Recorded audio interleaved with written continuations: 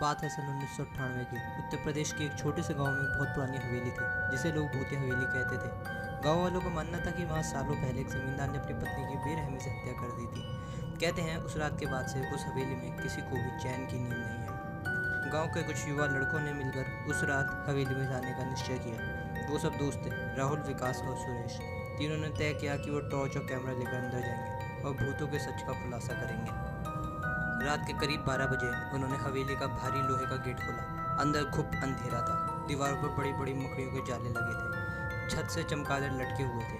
उनकी टॉर्च की रोशनी जैसे ही अंदर पड़ी, उन्होंने देखा फर्श पर सूखे खून के धब्बे अभी भी थे। अंधेरे के बीच सुरेश को ऐसा लगा कि जैसे उसके कंधे पर किसी ने हाथ रखा हो। उसने मुड़कर देखा, वहाँ कोई भी नहीं था। वो डर कर चिल्ला पड़ा, लेकिन बाकी दोस्तों ने उसे समझाने की कोशिश करी कि है और कुछ नहीं, बस उसके मन का वहम है।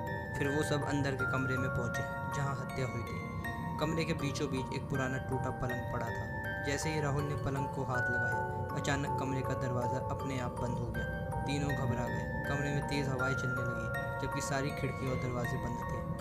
उसी क्षण दीवार पर किसी औरत की परछाई उभर आई। बाल खुले हुए, सफ़ेद साड़ी, आंखों से खून बहता हुआ। वो परछाई धीरे धीरे उन तीनों के पास आने लगी। विकास वही बेहोश हो गया।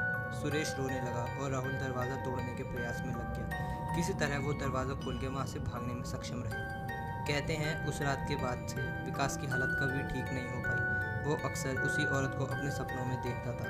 गांव वालों ने तब से उस हवेली के पास जाना ही छोड़ दिया। आज भी लोग कहते हैं कि ज़मींदार की बेगुनाह पत्नी की आत्मा अभी भी इंसाफ मांगती है और जो भी हवेली के भीतर जाता है उसे वो अपने साथ ले जाना चाहती है। हवेली आज भी गाँव में मौजूद है। क्या आप उस हवेली में एक रात गुजारना चाहेंगे या नहीं? अपनी राय कमेंट सेक्शन में ज़रूर दें। धन्यवाद।